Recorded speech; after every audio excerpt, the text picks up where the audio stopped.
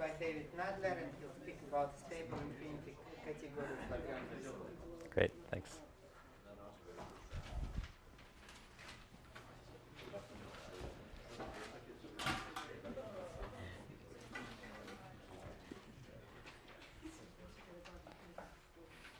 Okay, so thank you to the organizers for the chance to speak. No white chalk. We'll get to the colors in a minute. Okay.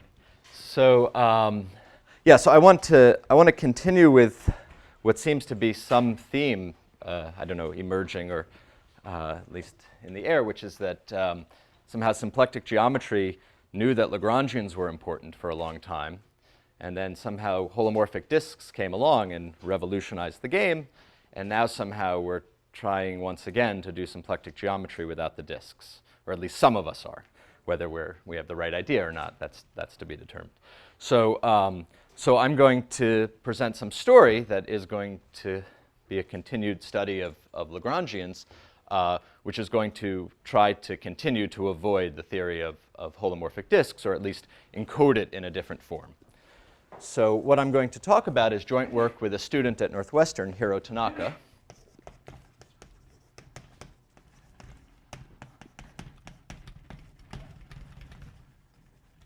who I encourage you to chat with him if you ever get a chance. He's an incredible guy. So let me start with the problem or one problem that we'd like to address. So I want to try to avoid too many technical definitions, so I'm going to state some phrases and then try to draw some pictures to remind you, or at least to give you some idea of what I'm talking about. Okay, so what's the problem we'd like to understand? So we'd like to understand the Fukaya category. Fukaya category of an exact target.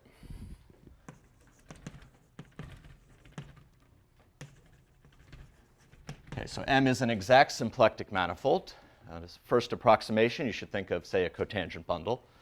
And I'd like to also always have in mind that we have some notion of support Lagrangian. So this is not a smooth Lagrangian. This is, I'll draw pictures in a moment, this is some kind of stratified object that is in some sense the skeleton. I hesitate to use the word skeleton because I know it has a technical meaning in parts of symplectic geometry. So this you should think of as like some sort of skeleton of this symplectic manifold. Okay? Okay, and just for those who know about these objects very well, I'd like to say that what we're going to be studying is what might be called the wrapped Fukaya category. This is the object that somehow has enough kind of invariance that it should just depend on the data of the exact symplectic target and the support Lagrangian lambda. Okay? So let me draw some pictures just to give you some sense of what this object is. So examples. Okay, so example number one, let's take for M the cotangent bundle of the real line. Okay, so maybe I'll try to be consistent with colors throughout, and we'll see what happens. Okay, so here's lambda. So for lambda, I'm taking the 0 section. So I might have written T star sub R to be consistent with the rest of the world, but I'm just going to write lambda equals R and hope you remember that that's the 0 section. Okay, so I've broken symmetry. Okay, so this story about a wrapped Fukaya category is not just about this M, but it's about M with this support Lagrangian. Okay, so whatever I might mean by the wrapped Fukaya category in general, let me tell you what it is in this case and what the objects are. So in this case, there's a single interesting object, which is a Lagrangian transverse to lambda, say like this, L. Okay, and what I'll write as, maybe did I write it here? So let's write F sub lambda of M. So F sub lambda of M. Okay, I don't know what coefficients we all like. Let's just work with complex coefficients. Is just C modules. Okay, so complex vector spaces. And I want to be as vague as you'll let me be about what I mean by C mod. Okay, so you might like finite dimensional vector spaces, you might like all vector spaces, you might like complexes of vector spaces. Let's just agree that C mod is what you want it to be. Okay, so I have in mind, to be concrete, what I have in mind is, say, derived category of all complex vector spaces, but that might offend some who would like these to be, say, bounded finite dimensional complexes, something like that. Okay, so I'm happy to discuss these details more later, but that's sort of orthogonal to the point. Okay, so, and I don't know if I said it, but L represents the object that's just C itself as a complex vector space. Okay, so every other object can be thought of as just direct sums of this L. Okay, and the endomorphisms of this L are just complex numbers. Okay, let me do one, I hesitate to do too many details, but let me do one kind of just sample calculation. How would I calculate HOM LL? So the word wrapped here means that in order to, in order to calculate HOM LL, I would start to wrap L at infinity, so it starts to look something like this. Okay, so this would be L prime, and now I would calculate the Floer theory of, did I go the wrong way? Well, depends which convention you're making. Yes. Okay. So for me, well, okay, I'm calculating HOM L prime. Great. Okay. So I would tilt it like this, and then calculate the Floer homology of this pair. Okay. So in this case, there's one intersection point. It has some grading, and gives you a complex vector space. Okay, let's do a couple more examples and then move on. So so example 2. So let's draw again M equals T star R.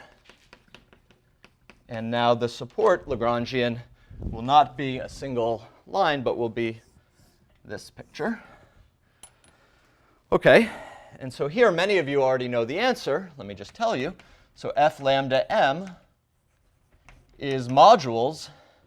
So how to write this? So is modules, I don't know what's good notation, C of, I'm going to draw a quiver with two, let's call it L0 and L1. So meaning an object of this category is two vector spaces and a morphism between them. Okay? And let me draw for you the generating objects, just so you have some picture in mind. So the generating objects are, say, L0 and L1. Okay? And once again, to calculate that there's this morphism, you have to wrap L0 at infinity so that it becomes something like this, and you pick up this one intersection point here. Okay?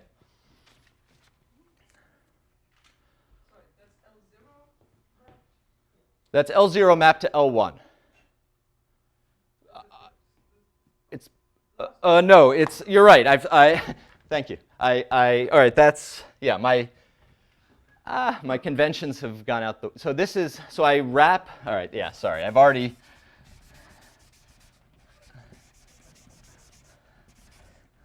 okay, so I won't be able to keep my conventions straight. So let's see. So here, to map L to L prime, I wrapped it this way. So I guess just switch the number. All right, so don't erase and switch the number. Okay, great. Thank you. Okay. Is that all right? No? If you tilt L0 more to the right, it seems to. Yeah, but no, you're still thinking L1 now to the right. So I think I think I tilt the target. I think I tilt the target. According to this convention, I tilt the target. So here I'm mapping to L1, so I tilt it. Yeah, yeah. Okay. So sorry that. Okay, and so just as a fun game for you to play, you can try to figure out what this guy should be. I don't know, L2. So he should somehow be expressible in terms of L0 and L1, and I'll leave that as a game for you to think about. Okay, let me do one more example and then state a general result that'll help you think about this. So let's take M to be T star S1.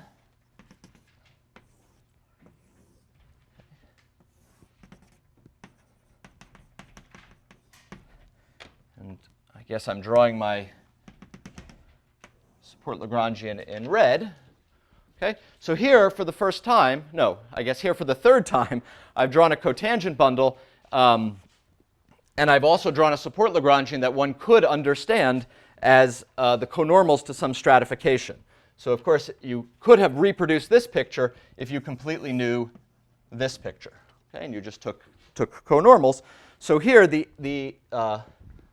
theorem, or the story, goes that f lambda m is equal to constructible sheaves on this stratification. Okay. So just to try to explain some objects, so there's a constant sheaf here, and that's something like this compact guy here. So this is something like CS1. If I were to start to label things by the sheaves they represent, and then there would be other guys in the story that with the convention disaster I had before, I won't even try to begin to write. Okay, so are there any questions or comments? Okay, so let me state a kind of a general result that now I think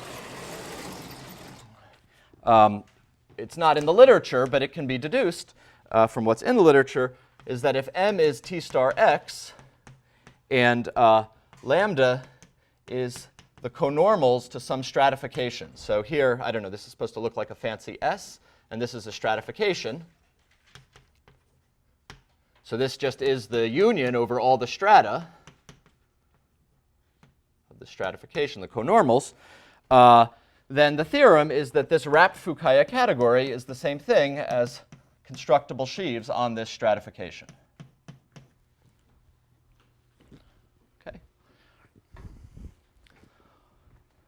Okay.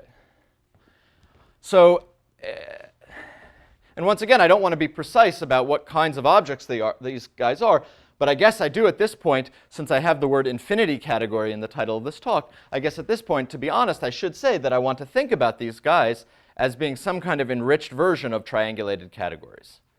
Okay, so I want to think about these guys, if you like, as being A infinity categories in which you have all cones, or being differential graded categories in which you have all cones. Okay.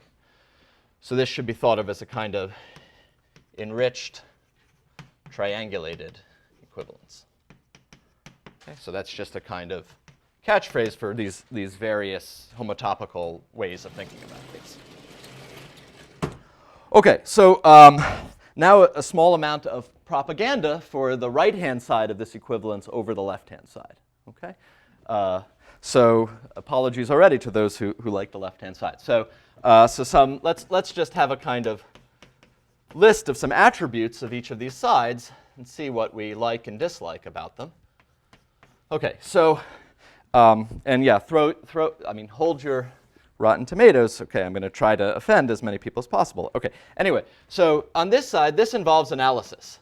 Okay, not good. Great.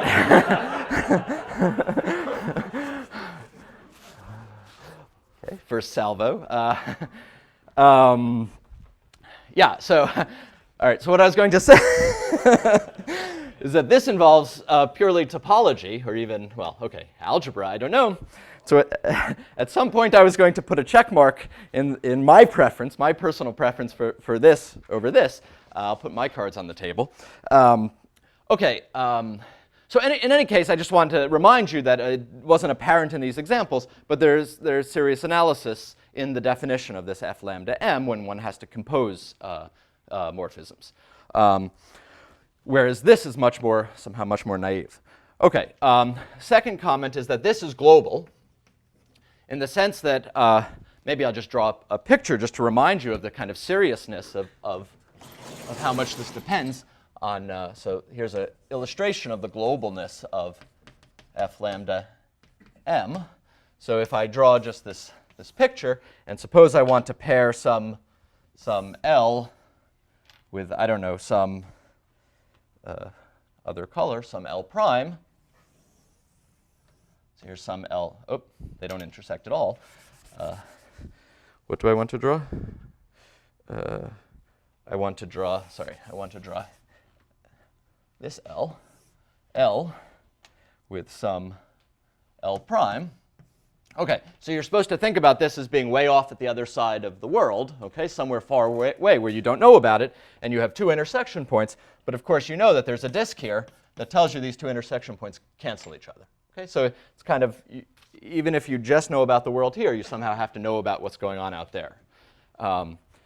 Okay, so of course, almost by definition, sheaves are local. So somehow that's a nice attribute of sheaves. And a little bit more intricate thing is that in this story, cones are notoriously difficult. What do you mean it's local? I mean, if I have a local system, and it's not, then I have monogamy for a long loop, that's not local. I mean, there are global invariants of the category. For example, so an object, you can ask whether it has, how does one say it, has global monodromy. But, yeah, but I mean, let me just say that there's a sheaf where sheaf, I mean in the most infinity theoretic sense, there's a sheaf of categories which you can see everything by gluing them together. So if you know what constructible sheaves are on a ball, you know what constructible sheaves are everywhere. But again, X is a stratified set, or what is it? X, I mean, if you like, X is a manifold, because I mean, X. But in this example, Lambda, or, sorry, Is a stratification of the base, yes. So you're at the S. Oh, I'm sorry, S. S is a stratification of the base, for the time being. I mean, yes, but the X is not smooth. X is smooth. X is a real analytic manifold. S is some stratification. Inside. Inside. So Subset. picture. So I draw a picture, maybe. I mean, so here is a picture of X. X is this nice surface. I mean, and here's a picture of S. It consists of a bunch of sets. I don't know. Okay.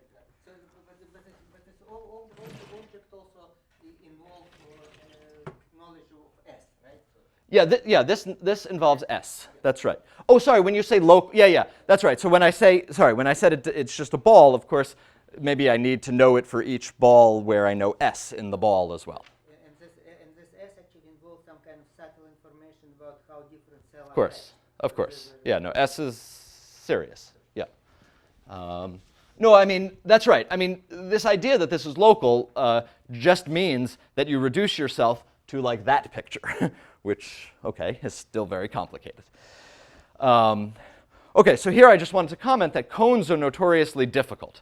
So there's a well-known story, may I just draw the picture to experts, that morally, so is this the thing? Cones in F lambda M are supposed to be calculated in the following way. You're supposed to take your L0 and your L1, then you have your intersection point. Okay. And now, I don't know, conventions be damned, you now form some symplectic surgery. You do something like this, okay? And you get a single Lagrangian that's supposed to roughly be the cone. Okay? Now, of course, there are lots and lots of problems with this. If these guys intersect somewhere else, then you've just created an immersed Lagrangian and so on. Okay? So there are lots of issues here. And I don't even know what the current status is. Maybe experts do. To what extent this picture is understood in various cases. I know that Fukaya and the Ooze have just they republished their last chapter or something like this. Their last chapter of their opus is devoted to this, and I guess they just redid it all because somehow there was some subtle issue there. I don't know. In any case, It just didn't make it to the book, and it didn't fit in face of it. But the main point is that they do the non-exact case. okay, so I mean, yeah. So sorry, I should say that there are very serious things about non-exact manifolds that I have nothing to say about. Okay, so that's not the point. The point, though, is still this is a very kind of intricate story. Whereas for sheaves, the cones are kind of tautological. So if you give yourself a morphism of sheaves, and you're thinking of sheaves as complexes, you just somehow form the complex built out of the morphism, and that's the cone.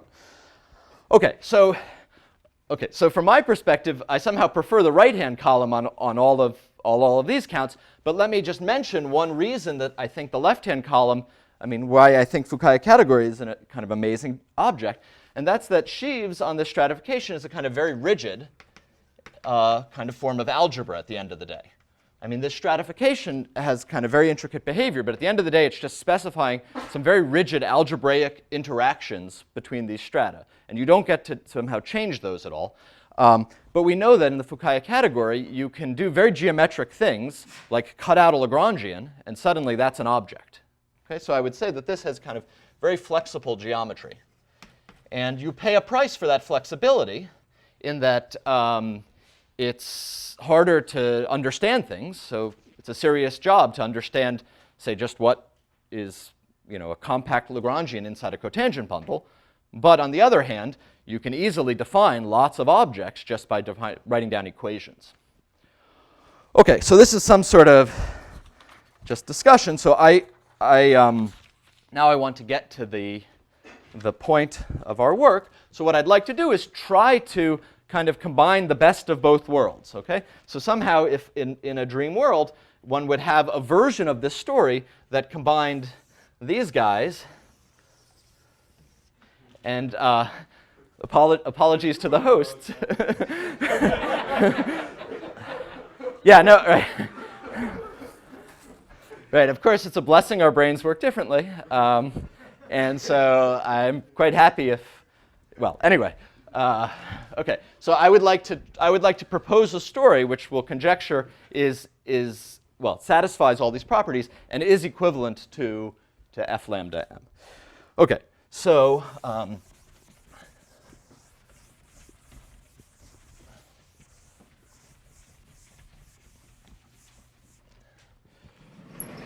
so I'm going to informally just tell you some names and then slowly build up what they mean.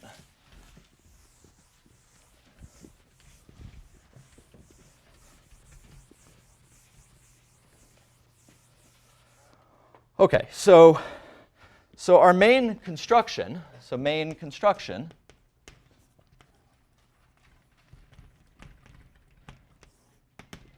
and I won't be able to tell you all the details, I won't even tell you what all the words in it mean, is a stable infinity category, which I'll denote lag lambda m. Okay, so as before, it's going to depend on some symplectic target, which is going to be exact. Let me not specify all the detailed requirements, and then something that's playing the role of a skeleton. Okay? And let me just, so that one of the, in any case, it's going to satisfy all of these properties. So it's going to be topological, it's going to be flexible, it's conjecturally going to be local, and the cones are going to be tautological. Okay, so somehow it's going to satisfy all these properties, and then the question is whether it is really equivalent to this guy in general. Okay, so so the cones will be evident. So yeah, so let me first tell you how to parse this. Okay, so if you like, you can just think of this as what I don't know, what people call something like a pre-triangulated A infinity category, or pre-triangulated DG category. Again, the point is not the formalism you use. The point is that this is an enriched version of a triangulated category. Okay.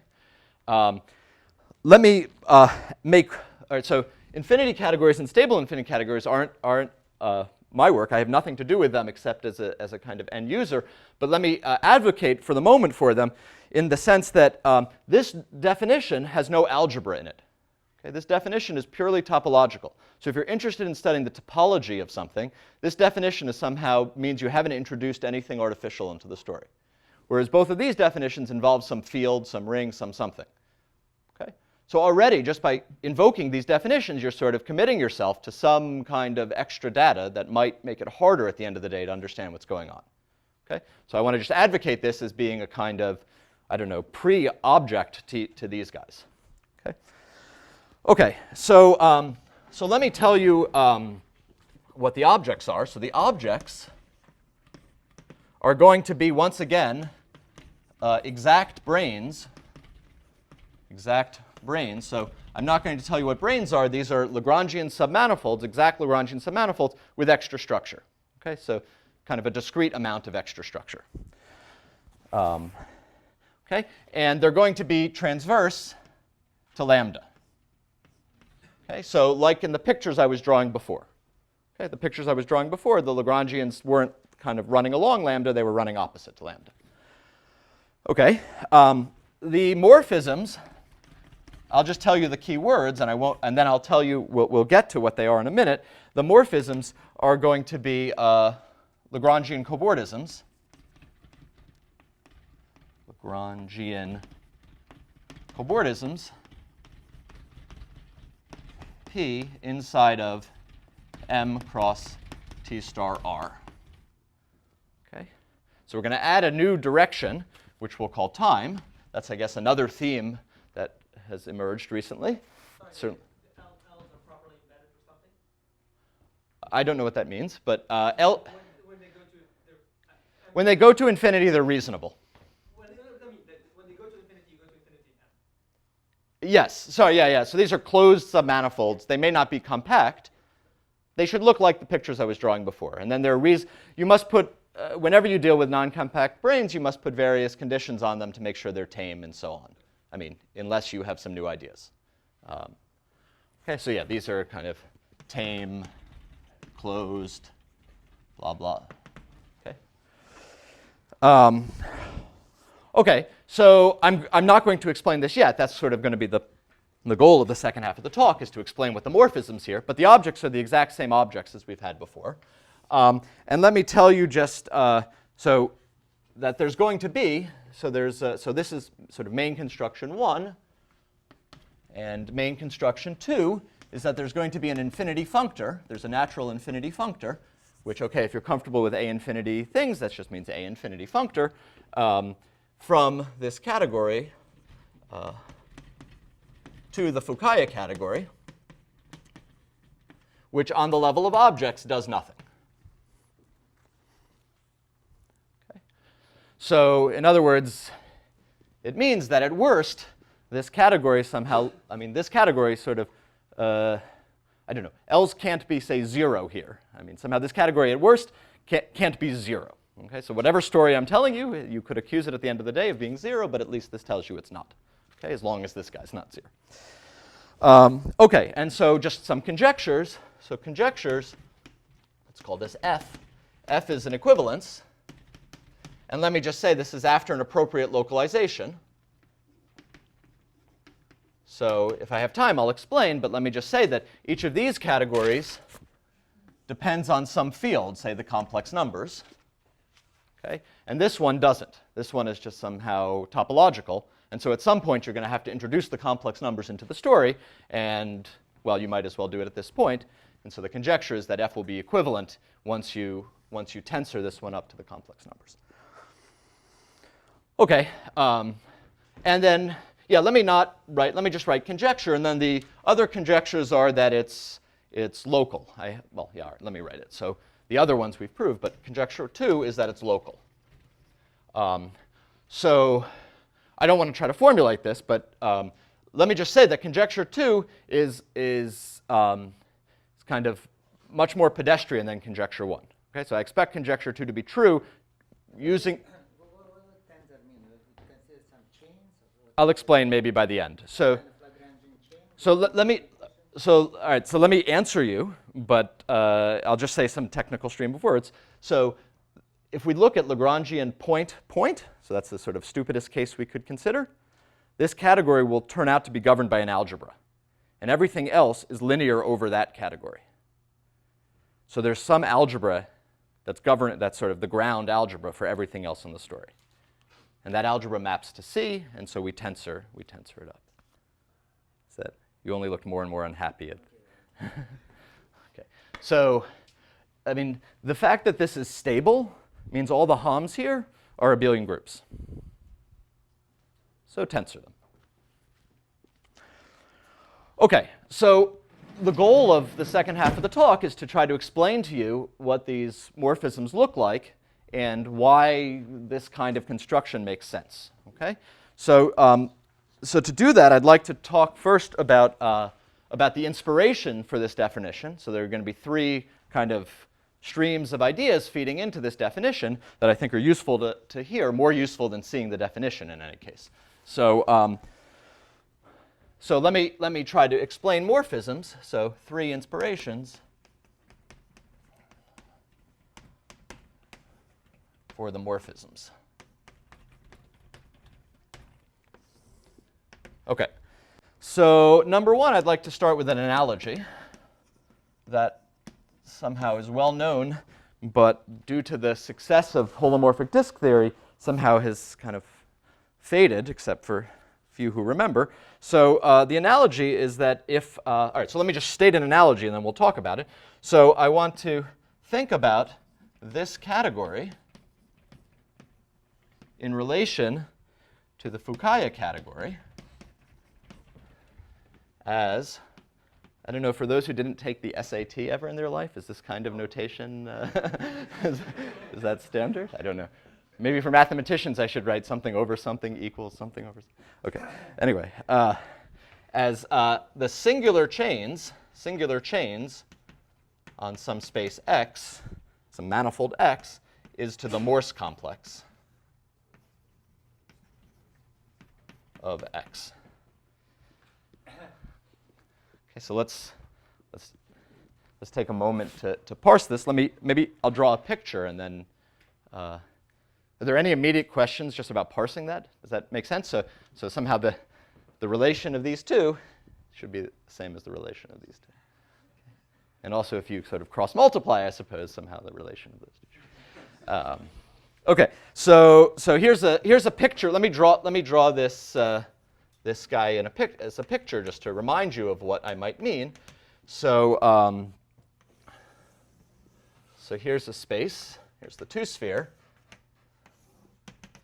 And there, among many other ways to calculate the homology of the 2-sphere, we could use singular chains, and we could also use the Morse complex. So singular chains means I draw things like, I don't know, like a picture like this or something like this and so on. Okay, so I draw pictures like that. And the Morse complex means that I pick a Morse function like I've drawn, and I remember that there are 4 critical points, and that there are some one-dimensional gradient flows between those points.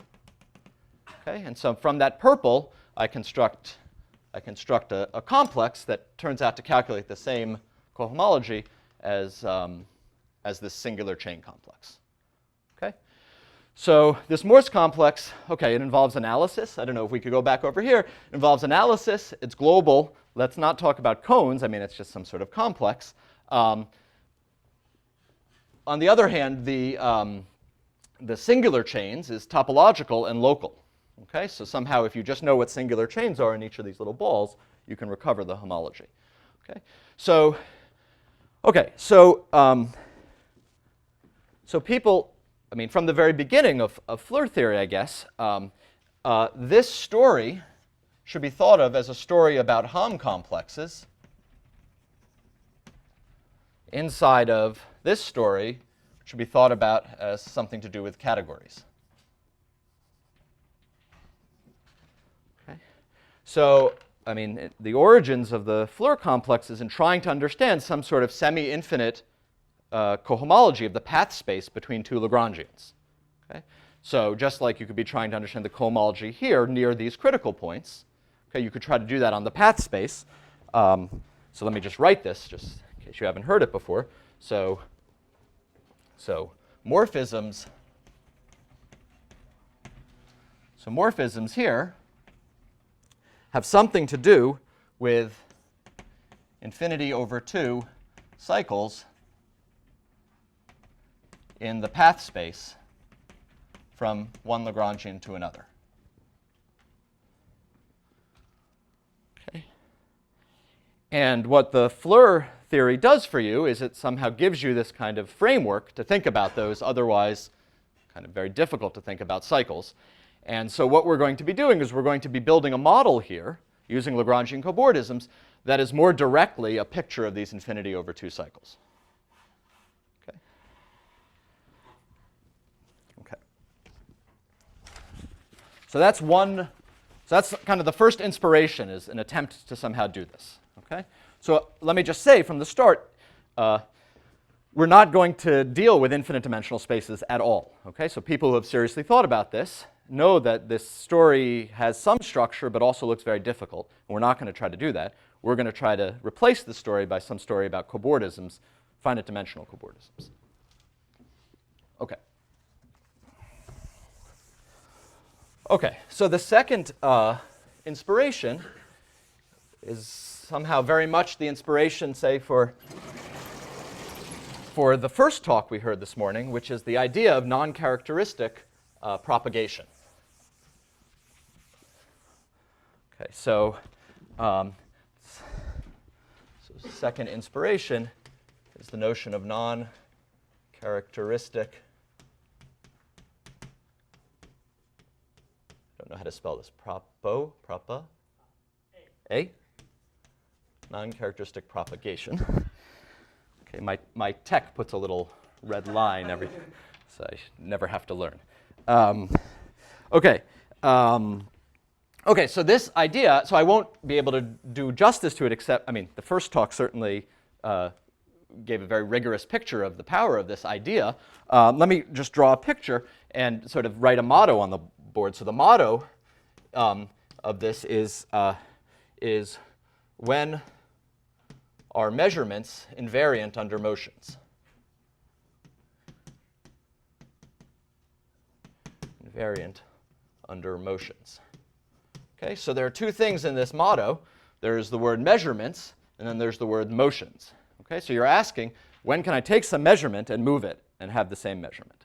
Okay, so let me not try to define anything, but try to draw a picture to sort of give you a sense of how I'm thinking about it. So here's an example.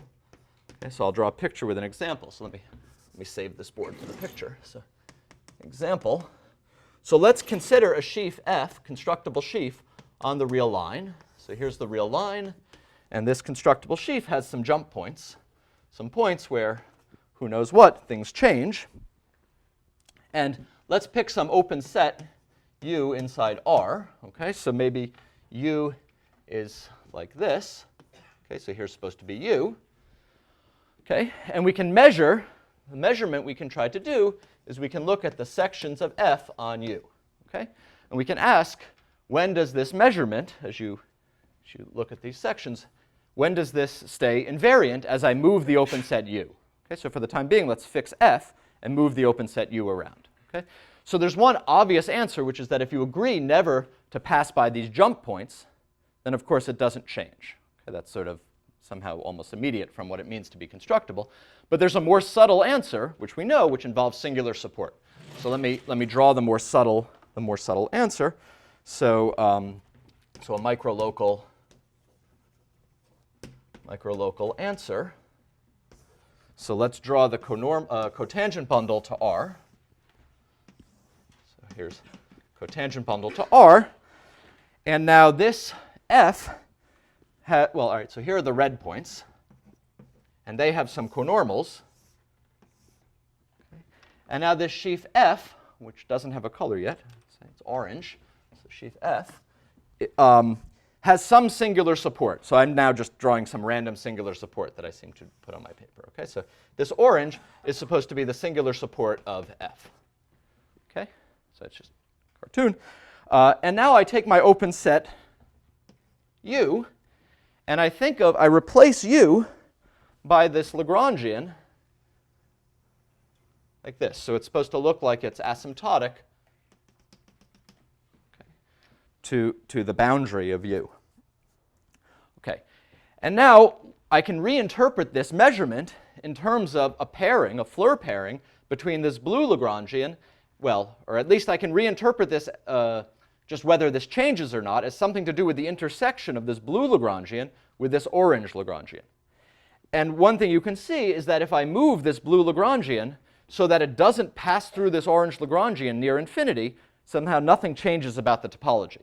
So I could move this blue Lagrangian. No one would have minded if I had sort of drawn this blue Lagrangian here, say. Okay, everyone would have thought that the transition from the top board to the bottom was sort of perfectly legitimate, but I could have also done this which is kind of much more radical. And some of you might have protested that I moved the green Lagrangian past this red, but because this orange doesn't care about this red, the red was somehow spurious. Okay? So the answer, this kind of microlocal answer, is that FU is invariant if this, let me call this blue one LU. Let's call this LU. If LU intersection the characteristic singular support of F equals empty near infinity as we move, as LU moves. Okay, so it's kind of awkward way. I think the way I said it is awkward. If I move LU and nothing changes near infinity as far as the intersection of the orange with LU, then the measurement doesn't change. Okay? Okay, so that's somehow the second inspiration. Let me just make the comment that F lambda has this property. So if we start moving our Lagrangians around in a kind of non-characteristic way, then our measurements don't change. Comment? No, sorry, again, is that what is LU? When you read LU from U, it's supposed to be something like the Yeah, so I take something like a positive. singular support of the characteristic. I take something like a positive function on U that vanishes on the complement. Take the graph of d log of it. But you're actually, so is that different from approximating the singular support of No, in the fact, characteristic? no. In fact, there's a theorem of Schmidt and Valonin that says the way you calculate. I mean, in this case, it's of course very easy, but in general, the way you calculate characteristic cycles under push forward, under say non-proper push forward, is by forming this cycle and then taking its limit. Okay. Okay. Or maybe it's negative. So.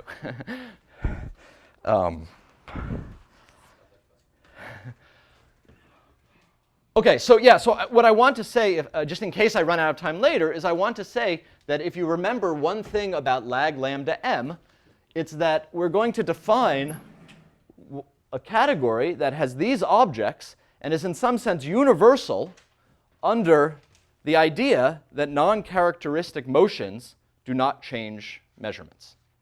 Okay? So if you sat down and said, I want to define something that universally satisfies that property, I conjecture you would arrive at this. Okay? You might arrive at it in a different form, but the conjecture is that this satisfies that. Okay? This is the kind of second inspiration. And now the third, I'd like to just say something very, very brief, because I'm short on time, and I do want to. Yeah. All right. So, yeah, I'll just say a word or two. So the third.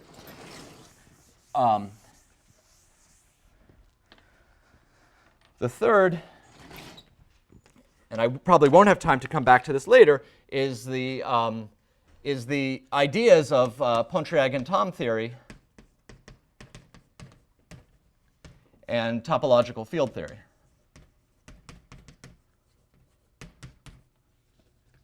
So this is a kind of a subset of this, if you like. I mean, this is sort of, well, anyway, this is a kind of subset of this, and there's been a kind of explosion of techniques that one uses to understand these objects. For example, infinity categories, stable infinity categories, categories of cobordisms. And I certainly, well, okay, so Hiro Tanaka may have invented all of that for himself, but I wouldn't have. And so I certainly am thankful that this story, which has been developed, I mean, Lurie is the name associated with it most of all, is available so that one can meaningfully talk about playing with these kinds of objects and not worry that somehow the floor is going to fall out from under your feet. Okay, so let me just make a comment about why I find this inspirational, and then I'll move on. Let me just comment that F lambda m is difficult in part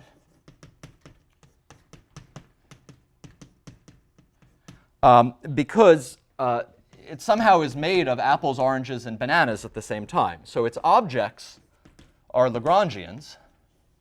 Okay, that's some kind of mathematical object. Its morphisms are intersections. Okay, so that's a different kind of mathematical object. And its compositions are disks. okay, which is yet another. Okay, so somehow if you really want to understand all of these in some sort of, I don't know, uniform way that allows you to do sort of some kind of functorial things and cut things up and so on, it's very difficult because you're going to need to cut up Lagrangians, cut up intersection points, and cut up disks, which sort of has three completely different intuitions. Okay, so one upshot of this Pontryagin-Thom way of thinking is that you can recover things like the integer z from looking at framed manifolds.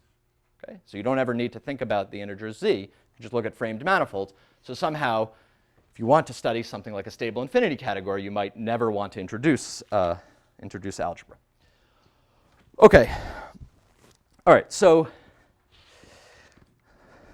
all right, page 2. All right, so let me try to give you a sense now about what I mean by morphisms. Okay, with these kind of analogies and inputs to what I mean, hopefully what I say next will be kind of at least a little bit sensible. Okay, so a naive first try at lag lambda m. Okay, so the objects I've said, the objects are not going to change, so they're L inside M. So exact branes L inside M. And now let me draw a picture. So these are the objects. Let me draw a picture, a little bit more precise picture of the morphisms. Okay, so let me draw a picture of T star R. So here's T star R. Here's, say, 0 and 1. Here are their conormals. And I'm thinking about M cross T star R projecting down here. Okay? So I can't draw M cross T star R, but this is supposed to be a picture where I've just drawn the projection. So to draw the projection of L0, for example, so I'm going to try to draw for you some P from L0 to L1.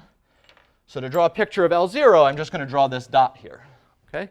So this is supposed to be L0, and here's supposed to be L1.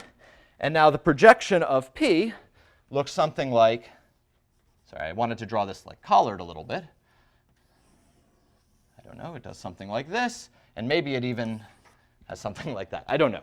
I'm just saying it's some sort of cobordism that is Lagrangian in the total space and happens to project down to look like this. But you really don't mean that it projects down to a curve. I don't know. I don't insist on it. No, I don't insist that it projects down to a curve. That's right. I mean, if I had drawn sort of some banana here or something, you would have been more confused than you were confused by me just drawing a curve. I wouldn't, but Okay. Okay. So so this picture has 0, 1 built into it, and sort of a funny, subtle aspect of the story is usual cobordisms you can think about up to sort of diffeomorphisms or higher cobordisms and so on. Here, I just want to think about this up to time reparametrization. Okay, so I may forget to say that later, so I'm going to say it now, meaning I allow you to pick a diffeomorphism of the real line that sort of stretches and shrinks, okay? And I'll consider pictures that you draw the same if you stretch or shrink. Okay. But it's exactly the same as rescaling other directions. Yeah, that's right. So the diffeomorphism will implicitly do. You don't have to do this rescaling time because we can compensate by P. I mean, I guess the reason I want to say this now is because the next picture I have is I'm going to concatenate two of these, and it's going to go from 0 to 2. So when it goes from 0 to 2, you're going to want to smush it back to 0 and 1. Okay, so so let me. All right.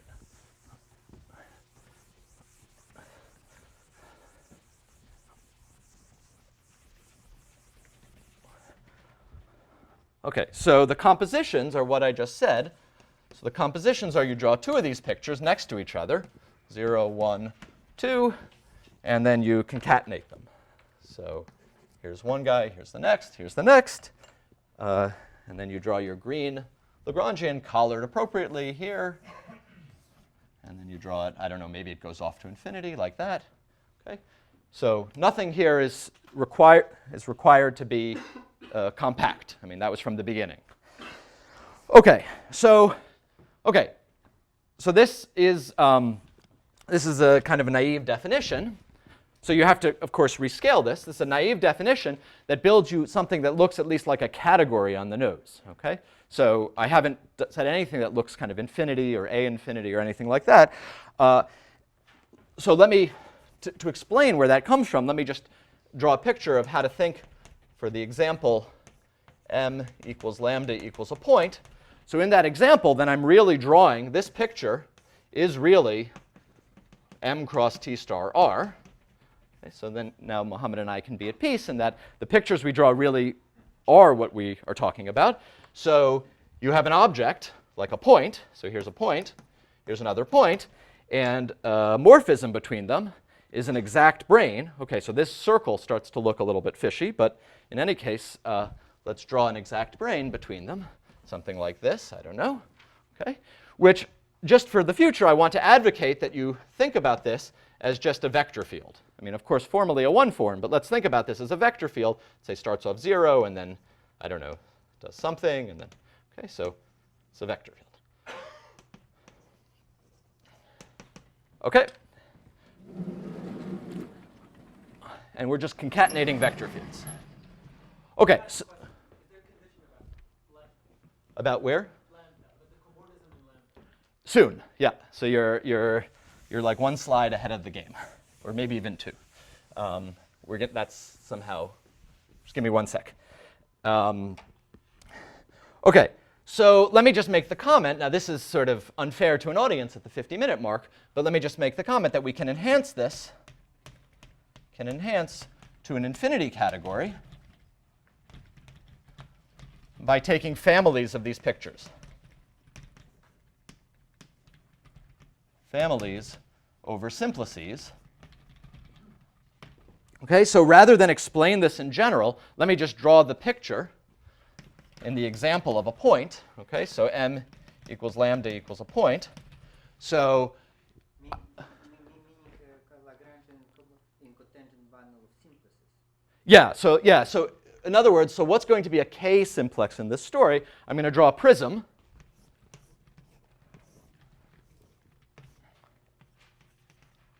Okay, so here's your delta K. This is your RT direction. Okay, so this was, I don't know, RT. And now I draw a vector field. Of course, we all know not all Lagrangians are vector fields, but let me just say that what I'm drawing is a vector field in this picture. So we take this picture as a picture, it's a cartoon of T star m cross RT cross delta K. OK, and then, of course, you must appropriately collar everything at the boundaries and so on. Let me not try to say anything about that except to say that I wasted a year of my life trying to do that. OK, so now Mohammed's question comment, which is that you're very happy, you've come this far, but you notice that lambda is playing no role. OK, so the first thing you prove then is you prove the following proposition. You're very happy. You prove that the empty Lagrangian, so the empty brane, okay, at the 55-minute mark of the talk, the empty brane appears. You prove that the empty brane is a zero object. Okay. So that means that it's initial and terminal. Everything maps, I'll just draw some pictures, everything maps to the empty brane by doing something like this. And likewise, everything maps to the empty brane by, say, I don't know, I'm just drawing some random things, something like this. Maybe I reversed what I said. So here's sort of empty, and here's sort of empty. OK, so these are pictures you can't draw with usual cobordisms, but you can draw with these kind of Lagrangian cobordisms. What does this mean? Does Lagrangian disappear at infinity? Disappears at infinity. Disappears at infinity. Now, you're right to feel like, you know, what's this guy telling me? Because the next thing you prove is that, in fact, the entire category is 0. Okay? So you've proved that the empty object is 0. But in fact, you can write down a vector field.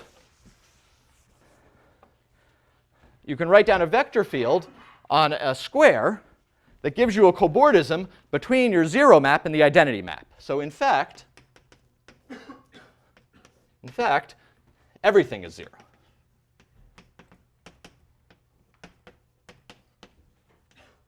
Okay? And the reason is you haven't heeded Muhammad and put lambda into the story. We haven't said anything about non-characteristic propagation. And so what we need to do is so our first sort of naive thing is we introduce lambda. And we set, let me write a 0 here because I'm not done yet. I'm almost done. We set this inside of, well, whatever I was doing before to consist of lambda non-characteristic cobordisms. Okay, so what do I mean by this? I mean that there exists some epsilon such that p plus epsilon dt, so you push your Lagrangian up a little bit, intersection with lambda across the 0 section should be empty. Okay, so you can perturb. So this guy looks good. I can perturb this guy up a little bit. But this guy, if I try to perturb him up, he always intersects. So this guy is bad and this guy is good. Okay? So, okay, and then you do this. Okay? And now, so you're 2 minutes till the end of the talk. So this object, lag 0 lambda m, is a very good object. It has a map to the Fukaya category. It's interesting.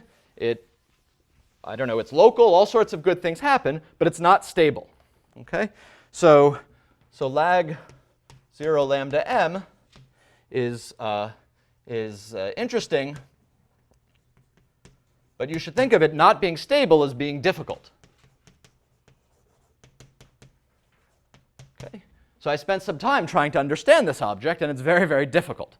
Okay? But the embedded theory of, say, K-manifolds inside Rn is also very, very difficult. So what you should do, of course, is you should take, and now here is the honest definition, lambda m, take this equal to the union, as k goes to infinity, of these guys as I stabilize with respect to products with Rk. Okay, so here L goes to, as I up k, as I move k along, L goes to L cross, say, the conormal to 0 cross Rk, okay, which is still transverse to lambda. Okay, so in the last minute, let me draw 2 pictures and then quit. So I'd like to draw a picture of what the cone is in this category. Somehow that was one of the original motivations. And then I'd like to draw what a picture of the functor to the Fukaya category is. Okay, and then I'll quit. So let me do that here.